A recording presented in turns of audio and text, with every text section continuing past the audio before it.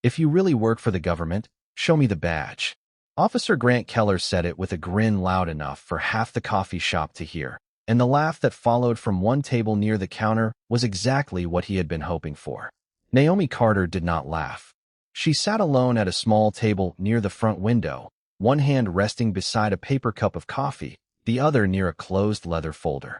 Outside, morning traffic moved slowly past the county courthouse 2 blocks away, while inside, the smell of roasted coffee and warm biscuits hung beneath the low hum of conversation. Naomi had been there less than 15 minutes when Keller first noticed her. At first it had been a glance, then another, then the kind of stare that carried a question before a word was ever spoken. He was a white patrol officer in his early 40s, broad through the shoulders, uniform neat, expression practiced. Naomi was a black woman of 39, dressed in a dark navy blazer over a simple blouse, her natural hair pulled back, her posture calm and professional. Nothing about her was disruptive. Nothing about her demanded attention. Yet Keller had decided she required an explanation. "I already told you," Naomi said evenly. "I am here for work." Keller leaned one hand against the empty chair across from her. "Government work?" "Yes." His grin widened. "Federal?" Naomi looked at him for a moment. "That is what I said." Keller glanced toward the nearby customers as if inviting them into the joke. "Well, that is convenient." Naomi said nothing. He tapped 2 fingers against the edge of her table. "Come on, show me the badge." The words were casual, almost playful, but the message underneath them was not. He did not believe her. Worse, he wanted everyone else to know he did not believe her. Naomi lowered her eyes to her coffee for 1 second, then looked back up. "Are you asking me officially?" Keller chuckled. "I am asking because I want to see how far this story goes." The woman behind the register stopped arranging lids. A man reading the local paper lowered it slightly. Naomi could feel the room listening now. She could also feel the familiar pressure of being expected to prove something she had not been required to prove 5 minutes earlier. She did not defend herself. She did not raise her voice. Instead, she asked, "What is your full name?" Keller blinked. "Excuse me. Your name and badge number." His smile faded just enough to notice. "Why?" "Because you approached me. I would like to know who I am speaking with." Keller straightened. "Officer Grant Keller. Badge number 472. Naomi repeated it softly, almost as if committing it to memory. 472. Something about the way she said it made him uneasy. "You writing a complaint already?" he asked. Naomi looked toward the closed leather credential wallet beside her folder, but did not touch it. "No." "Then what are you doing?" She met his eyes. "Making sure I remember the details correctly." For the first time, Keller stopped smiling. He studied her face, then the folder, then the phone lying screen down beside her cup. He had expected embarrassment, maybe anger, maybe an excuse. What he got instead was patience. Quiet, measured patience. And somewhere beneath that silence was something he had not yet recognized. Keller pointed toward the leather wallet. "That the badge?" Naomi followed his gaze. "Maybe." His grin returned. "Then open it." Naomi did not move. "You are sure you want me to?" Keller held Naomi Carter's gaze for a second too long, then gave a short laugh and pulled the empty chair away from her table without asking. He sat down backward on it, resting one arm across the back as if he had decided the conversation belonged to him now. Naomi stayed exactly where she was. Her coffee had begun to cool. The leather credential wallet remained closed beside her folder. "You know what I think?" Keller said. "I think you are trying very hard to sound important." Naomi looked at him. "Is that part of your investigation?" "My investigation?" He smiled again. "Now you are making this dramatic. You approached me, asked about my employment, asked for identification, and requested to see a badge. I am trying to understand whether this is official." Keller leaned back. "Maybe I am just curious." "Then curiosity does not require compliance." The answer was quiet, but it changed something in his expression. At the counter, Megan Price, the barista who had been pretending to organize pastry bags, looked over again. Keller noticed and raised his voice slightly. "See, that is the problem with people who come through here. They think knowing a few legal words means they can talk around a simple question." Naomi did not react to the insult. Instead, she picked up her coffee, took a small sip, and set it down carefully. "Officer Keller, am I free to leave?" His smile disappeared. "Why would you need to leave if you have nothing to hide?" A man near the window stopped scrolling on his phone. Another customer glanced toward the door. Naomi let the silence settle before answering. That was not my question. Keller's jaw tightened. He looked toward the leather wallet again. Open it. Naomi glanced at the wallet, but kept her hands still. Are you ordering me to identify myself? I am asking you to prove what you said.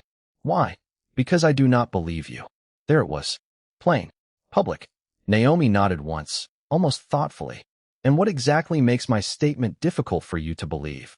Keller seemed surprised by the question. Do not turn this into something it is not. Naomi's expression did not change. I asked a simple question. Keller shifted in the chair. He had expected her to become defensive. Instead, she was making him explain himself. You are sitting near a courthouse with a government story and no visible credentials, he said. That is enough for me to ask. Naomi looked toward two people seated at a small table near the opposite window, a middle-aged man in a gray suit and a woman with a laptop open beside her coffee. Neither looked back at her. Keller did not notice. What is your shift assignment today? Naomi asked. He frowned. Why would that matter? You asked what I am doing here. I am asking what you are doing here. Keller's face hardened. I am a police officer. I do not have to explain why I am in a coffee shop. Naomi gave the smallest nod. Interesting. What is that supposed to mean? Nothing yet. He stared at her. You think you are smarter than everybody in this room? No. Naomi looked at his uniform, then at his nameplate. I think details matter.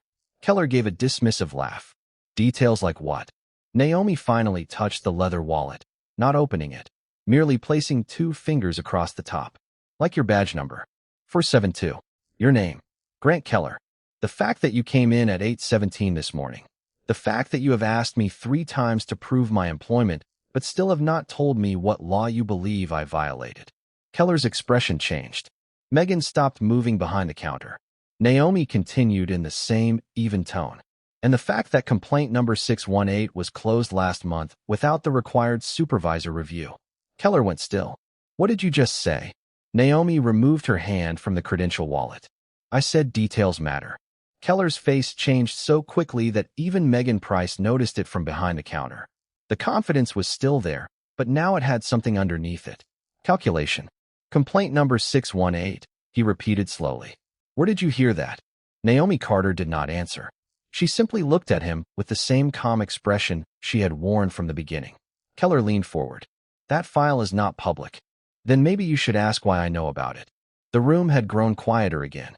A coffee grinder buzzed near the register, then stopped, leaving behind a silence that felt even sharper than before.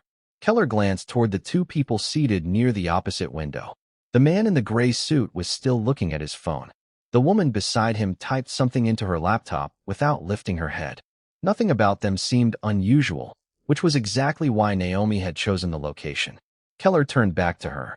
Who are you working for? You already asked me that. And you gave me an answer I do not believe. Naomi folded her hands on the table. Belief is not really the issue anymore. Keller stood up from the chair.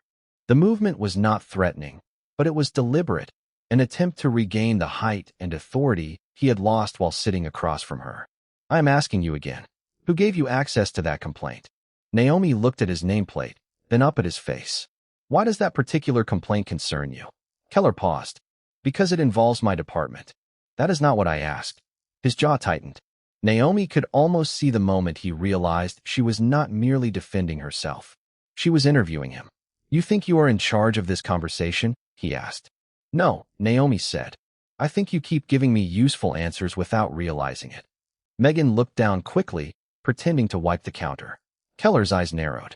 You have been asking questions around here, have not you? Naomi said nothing. At the courthouse. At the records office. Maybe even at the precinct. Still nothing. Keller stepped closer to the table. People have noticed. Naomi finally spoke. Good. He frowned. Good. It means people are paying attention. Keller gave a short laugh, but there was no humor in it now. You have no idea how things work in this county. Naomi glanced toward the window, where the courthouse clock showed 8:24. I am starting to. At that moment, Sergeant Luke Harris entered the coffee shop carrying a folded newspaper under one arm. He nodded toward Keller, then noticed the tension around Naomi's table. Everything all right? Keller answered too quickly. Fine. Harris looked at Naomi, then at the leather credential wallet, then back at Keller. Does not look fine. Keller lowered his voice. She is asking questions about internal complaints. Harris's expression changed slightly. What complaints? Naomi watched both men now. Keller replied, 618. Harris went still. Not dramatically, just enough. Naomi saw it. Keller saw it too. You know the number? Keller asked. Harris hesitated. I remember the file. Naomi tilted her head. The one involving a traffic stop on Jefferson Avenue. Harris looked at her sharply. How do you know that? Naomi ignored the question. The complaint alleged selective enforcement, improper detention, and missing property documentation. It was closed 12 days later. Harris stared at her. That information is restricted. Keller pointed toward Naomi as though Harris had just proven his point. Exactly, but Naomi's attention stayed on Harris. Who signed the closure? Harris did not answer. Keller did. That is enough. Naomi looked back at him. Is it? Keller's face hardened. You are staying right here until we verify exactly who you are. Naomi glanced down at the leather wallet beside her hand.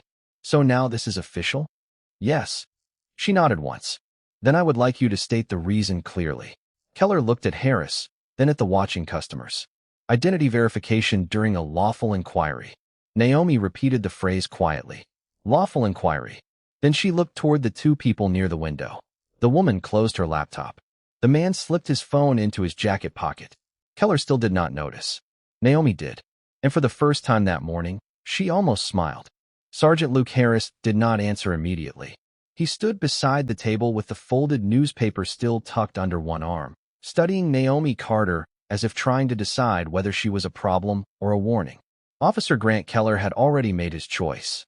She stays here, he said, until we verify her identity. Naomi looked from Keller to Harris. Verify it with whom? Keller opened his mouth, but Harris answered first. Dispatch can run basic identification. Naomi nodded. Basic identification is not what he asked for. Keller's expression tightened. You said you work for the government. I did.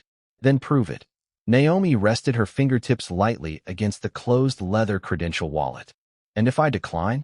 Keller looked almost pleased by the question. Then you make yourself look more suspicious. Harris glanced at him. Grant, that is not how this works.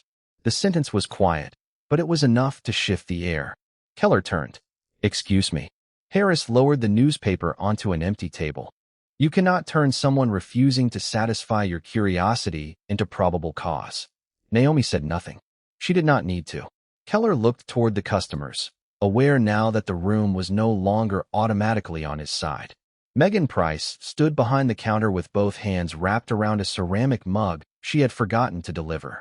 Near the window, the man in the gray suit had stopped pretending to read his phone. The woman beside him had closed her laptop and was now watching openly. Keller noticed them for the first time. You two with her? He asked. The man smiled faintly. We are having coffee. Keller stared at him, then back at Naomi. This is getting ridiculous. Naomi's expression remained steady. It became serious when you said I was not free to leave. Harris looked at Keller. You detained her? For verification. Based on what offense? Keller did not answer. Naomi waited. That was one of the things she had learned over years of investigations. Silence made people reveal what noise could hide. Keller finally said, she has access to restricted complaint information. Harris frowned. Knowing something is not a crime. She could have obtained it illegally. Do you have evidence of that? Another silence. Naomi watched Keller's eyes move toward the leather wallet again. He wanted the answer inside it, but more than that, he wanted to be proven right before everyone watching. Open it, he said. Naomi looked at him. You are still treating this like a joke. I am giving you a chance to end it. No, she said softly. You are giving yourself a chance to justify what you already decided. Keller gave a dismissive shake of his head. You really practiced these lines, did you not? Naomi's eyes hardened slightly. No, I practiced procedure. Harris looked at her more carefully now. Keller folded his arms. Procedure for what? Naomi leaned back in her chair. For situations where someone with authority stops asking lawful questions and starts demanding personal obedience. Keller laughed once. You expect me to believe you are some kind of federal expert? Naomi did not answer. Instead, she asked, Sergeant Harris, when complaint 618 was closed, did you approve the disposition? Harris went still again. No. Keller looked at him sharply. Naomi continued. Were you told who did? Harris hesitated. I was told it came from command review. Whose command? Keller interrupted. This has nothing to do with her identity. Naomi turned to him. It has everything to do with why I am here. That was the first time she had said it so plainly. Megan stopped breathing for a moment. Harris's attention shifted fully to Naomi. Keller's confidence returned for half a second. Finally, so admit it. You came here investigating us. Naomi looked at the leather wallet, then at him. You keep asking for proof. She slid the wallet 3 inches across the table, but left it closed. Before I give you any, I want one final answer. Keller stared at it. What? Naomi's voice became almost gentle. Are you absolutely certain you want everyone in this room to see what is inside? Keller stared at the closed leather wallet as if it had become a challenge he could no longer walk away from. The entire coffee shop seemed to wait with him. Sergeant Luke Harris stood a few feet away, no longer looking at Naomi Carter with suspicion, but with the careful attention of someone beginning to understand that the balance in the room had already shifted. Open it, Keller said. His voice was quieter now, but the pride behind it remained. Naomi did not move. You are certain? She asked again. Keller glanced toward the customers, then toward the man in the gray suit and the woman beside the closed laptop. I said open it. Naomi slowly placed one hand on the wallet. Her movements were deliberate, almost ordinary. No drama, no performance. She opened it and turned it toward him. The gold shield caught the morning light first, then the identification card. Federal Bureau of Investigation. Keller's expression emptied. Harris leaned slightly closer, reading the credentials once, then again. Naomi Carter. Special Agent. Keller said nothing. His mouth opened, but no words came. The man in the gray suit stood. Special Agent Michael Reeves, he said, opening his own credentials. The woman beside him followed. Special Agent Laura Bennett. Megan Price stopped in the middle of the aisle with the ceramic mug still in her hands. A customer near the register whispered something under his breath. Keller looked from one federal credential to the next, then back to Naomi. This is some kind of setup. Naomi closed her wallet. No. Her voice stayed level. You walked over to my table. Keller looked at Harris. You heard her. She was asking about restricted files. Harris did not immediately answer. Naomi continued. And you decided that knowing about those files made me suspicious. Keller's face tightened. You never identified yourself. You never gave me a lawful reason to. The words landed without anger. That made them heavier. Reeves stepped closer, but Naomi lifted one hand slightly, signaling that she was not finished. Officer Keller, you asked for my badge because you thought the idea of me having one was funny. Keller looked around the room, suddenly aware of every person watching. That is not what happened. Naomi tilted her head. Then tell me what happened. He hesitated. Harris looked at him. Megan looked at him. The customers waited. Keller finally said, I was verifying a claim. Naomi nodded once. After telling me you did not believe me. Keller said nothing. After refusing to explain what law I had violated. Silence. After telling me I could not leave. Harris looked down briefly. Naomi continued. And after turning a professional question into a public joke. Keller's confidence had disappeared completely now. So what is this? He asked. Internal affairs. Naomi looked at him for a moment. Federal public corruption and civil rights. Harris's expression changed. Keller took a slow breath. You are investigating this department? We are investigating a pattern. Naomi opened her folder and removed a single sheet of paper. Complaint 618 was not the beginning. It was one of 14 cases flagged for similar closure language, missing supervisor review, and inconsistent documentation. Harris stared at the page. 14. Naomi nodded. Across 18 months. Keller looked toward the door as if calculating whether leaving would help him. Reeves noticed and spoke calmly. Officer Keller, no one is preventing you from going anywhere at this moment. That sentence seemed to unsettle him more than a command would have. Naomi placed the paper back inside the folder. This morning was not supposed to be about you. Keller looked at her. Then why were you here? To observe. She paused. You made yourself relevant. Harris exhaled slowly. Keller looked again at the credential wallet on the table, the same object he had treated as a punchline only minutes earlier. Naomi followed his gaze. You wanted proof, she said. Now you have it. The question is whether you are ready for what the proof says about you. Keller remained beside the table, but the room no longer belonged to him. The laughter that had followed his first joke was gone, replaced by a silence that forced everyone to listen more carefully. Naomi Carter closed her credential wallet and placed it beside the folder. 14 complaints, she said. 7 traffic stops involving black drivers. For property discrepancies, 3 reports closed without complete supervisory review. Sergeant Luke Harris looked at her. And you believe they are connected? We believe the similarities are too consistent to ignore. Keller shook his head. That does not prove misconduct. Naomi nodded. You are right. The answer surprised him. Records do not prove intent by themselves. That is why investigators compare documents, interviews, timelines, body camera footage, dispatch logs, and behavior. Her eyes settled on him. Behavior matters. Keller glanced towards Special Agent Michael Reeves and Special Agent Laura Bennett. So you were all sitting here waiting for somebody to make a mistake? Reeves answered calmly. We were observing. Keller gave a bitter laugh. Same thing. Naomi leaned slightly forward. No. A setup requires someone to push you toward conduct you would not otherwise choose. Nobody told you to question me. Nobody told you to mock my employment. Nobody told you to say I could not leave. Harris lowered his eyes for a moment. The truth of it was difficult to avoid. Keller turned toward him. Luke, you know how many strange stories we hear every week. People claim all kinds of things. Harris looked back at him. That still does not explain why you detained her. Keller opened his mouth, then stopped. Naomi let the silence work. She had spent years interviewing people who filled uncomfortable moments with unnecessary words. Keller had done that all morning. Now he seemed to understand the danger of speaking too quickly. Megan Price set the forgotten mug on the counter and finally approached. Officer Keller? He looked at her. You told her she looked suspicious before you ever asked what she was doing. His expression tightened. Stay out of this. Megan froze. Naomi turned slightly toward her. You do not have to answer anything you do not want to answer. Megan nodded, gathering courage. I heard him say it.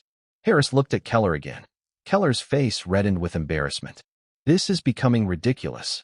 No, Naomi said. It is becoming documented. Laura Bennett opened her laptop again. The coffee shop has security cameras? Megan nodded. 4. 2 inside, 2 outside. Keller looked toward the ceiling for the first time. A small camera sat above the register, its lens pointed toward Naomi's table. His expression changed. Naomi saw it. You did not notice that either, she said. Keller stared at her.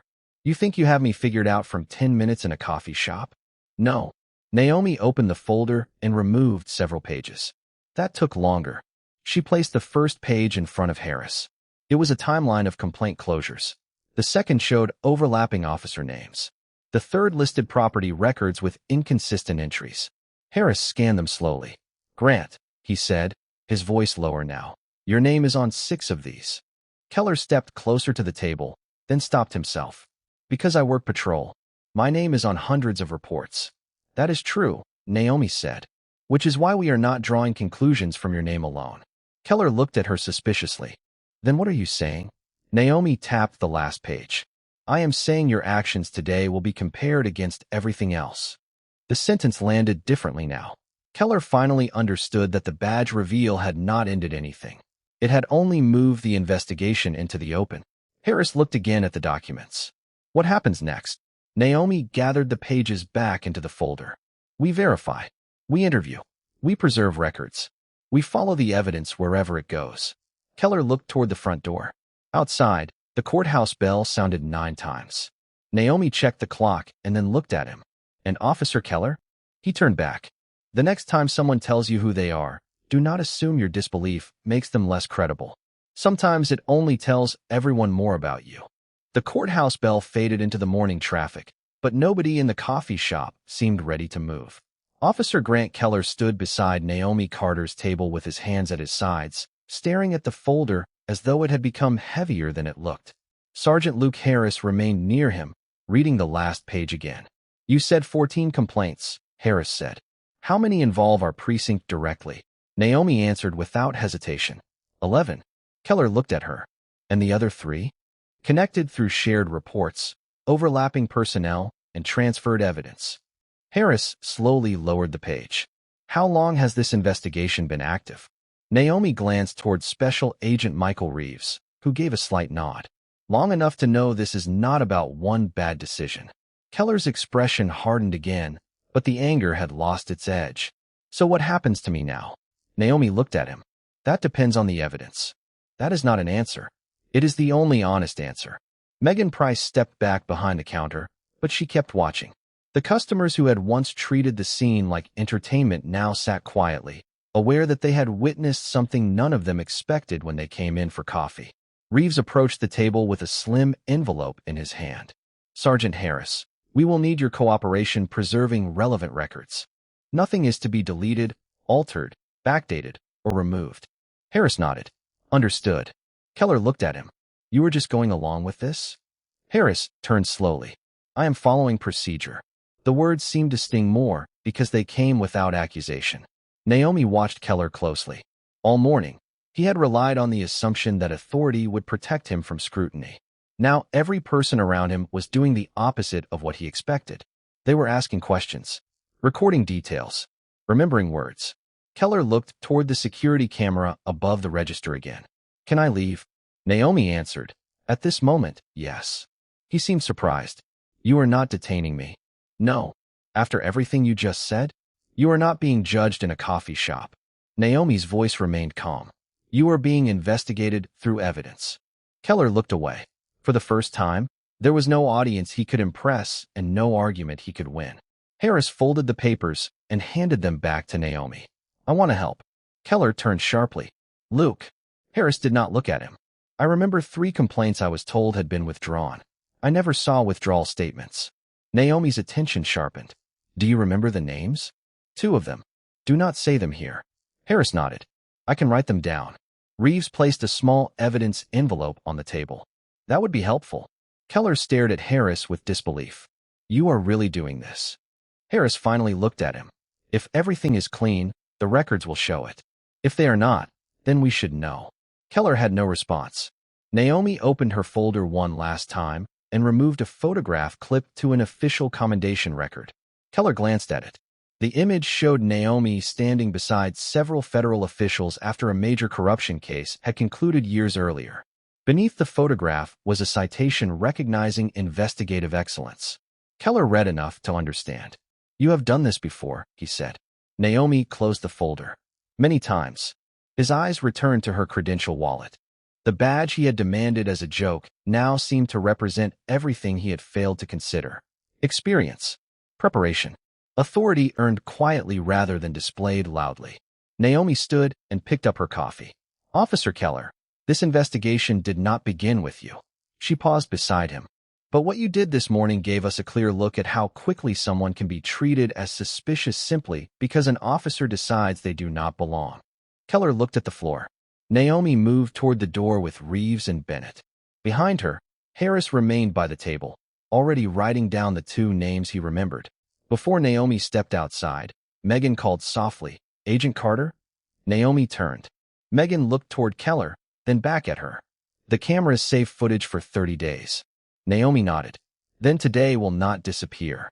Outside the coffee shop, the morning had brightened, but the investigation had only become more complicated. Naomi Carter walked beside Special Agent Michael Reeves and Special Agent Laura Bennett toward an unmarked sedan parked across from the courthouse. Behind the glass, she could still see Sergeant Luke Harris writing carefully at the table, while Officer Grant Keller stood several feet away, no longer speaking. That went further than expected, Bennett said quietly. Naomi glanced back once. Not further. Faster. Reeves opened the rear door, but paused.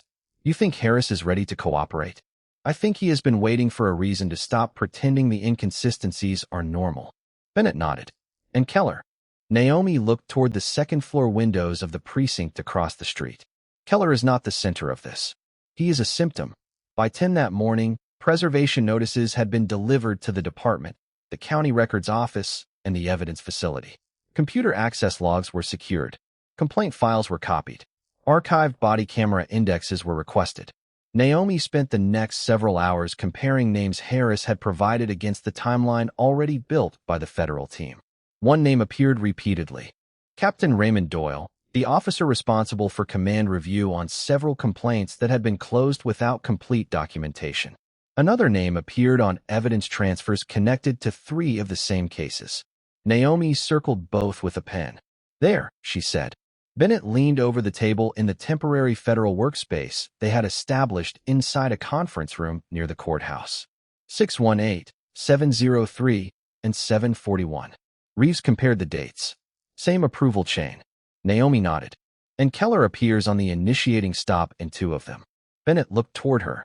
Do you think he knew what happened afterward? We do not know yet. Naomi tapped the page. That distinction matters. She refused to turn suspicion into certainty simply because Keller had embarrassed himself that morning. The entire purpose of the investigation was to do what prejudice did not: separate assumption from proof. Just after noon, Harris arrived carrying a sealed envelope and an old spiral notebook. He looked exhausted. I kept personal notes, he said. Not official reports. Just things that did not make sense. Naomi gestured toward a chair. Start wherever you are comfortable. Harris opened the notebook. 2 years ago, I noticed complaints disappearing from the internal review queue. At first, I thought it was a software problem. Then I noticed the same supervisors were attached to most of them. Did you report it? Reeves asked. Harris looked down. Once. Naomi waited. What happened? Captain Doyle told me I was creating problems where none existed. After that, my schedule changed. I stopped getting certain assignments. Bennett wrote the statement down. Naomi asked, Did Keller ever discuss the complaints with you? Harris hesitated. Not directly, but he joked about people wasting time filing them. Naomi's face remained controlled. Exact words matter. Do not improve them for us. Harris nodded. I understand. Across town, Keller was being interviewed separately by departmental counsel. For the first time in years, he was not the person asking the questions. That afternoon, surveillance footage from the coffee shop arrived. Naomi watched it once without sound, then again with audio. She saw herself sitting by the window. She saw Keller approach. She heard the laughter. She heard every question, every interruption, every moment he assumed disbelief was enough to justify authority. Bennett stopped the recording after Keller said Naomi could not leave. That is the turning point. Naomi shook her head. No. She rewound to the beginning, to the moment Keller first looked at her and decided she needed to explain herself. This is... Reeves studied her. You think the pattern starts before procedure? Naomi looked at the frozen image on the screen. It always does. Procedure just tells us what happened after someone acted on the assumption. The investigation continued for 6 weeks, and by the time the federal team finished its preliminary review, the pattern Naomi Carter had suspected was no longer hidden behind scattered paperwork. Complaint files that had once seemed unrelated now formed a clear chain of repeated decisions. Several traffic stops had been handled differently from comparable cases. Property records showed unexplained inconsistencies. Supervisory closures lacked required review. Captain Raymond Doyle was placed on administrative leave pending a broader inquiry, and Officer Grant Keller was removed from public-facing duties while his conduct and prior reports were examined. No single moment decided everything. The case moved forward through interviews, archived footage, signed statements, dispatch records, and the simple persistence of people who finally agreed to speak. Sergeant Luke Harris became one of those people. He provided his personal notes, identified internal procedures that had been ignored, and admitted where he had stayed silent because he feared the consequences of challenging command. Naomi did not praise him for waiting. She did not condemn him either. She simply told him that accountability begins when excuses end. Megan Price submitted the coffee shop footage in a written statement describing the morning Keller approached Naomi. Her testimony was brief, but precise. She remembered the laughter. She remembered the questions. Most importantly, she remembered that Naomi had done nothing to attract police attention before Keller decided she needed to explain herself. Months later, policy changes followed. Complaint reviews were moved outside the normal chain of command. Property transfers required dual verification. Supervisors were required to document the reason for closing civilian allegations. The changes were not dramatic enough to make headlines for long, but they mattered to the people who lived there. Keller eventually appeared before an administrative board. He argued that he had only been cautious. The board reviewed the footage, his reports, and the pattern identified across multiple cases. His suspension was extended, and disciplinary proceedings continued. For the first time, his badge number was not something he used to end questions. It was attached to questions he had to answer. Naomi returned to the same coffee shop one quiet morning near the end of the assignment. She chose the table by the window. No folder. No hidden observers. Just coffee and sunlight stretching across the floor. Megan recognized her immediately. Same order, she asked. Naomi smiled. Same order. A few minutes later, Harris entered without a newspaper this time. He paused when he saw her, then approached carefully. I heard you were leaving. Tomorrow. He nodded. I wanted to say something before you go. Naomi waited. I spent a long time telling myself I was not part of the problem because I was not the one making the worst decisions. His voice was quieter than she remembered. I was wrong. Naomi studied him for a moment. What are you going to do with that? Harris looked toward the precinct across the street. Not stay quiet next time. Naomi nodded once. Then make sure there is a next time. Harris gave a small, grateful smile and walked to the counter. Naomi finished her coffee slowly. Before leaving, she placed cash beneath the cup and slipped on her coat. Outside, the courthouse clock marked 9 in the morning. She looked once toward the building where the investigation had started, then toward the street ahead. Keller had asked for her badge because he thought the idea was funny. He had believed authority was something you displayed, something that made other people prove themselves. Naomi had spent her career learning the opposite. Real authority did not need a joke, an audience, or a raised voice. It needed discipline, evidence, and the courage to be accountable. He laughed at the badge he could not see because somewhere along the way, he had forgotten what his own was supposed to represent.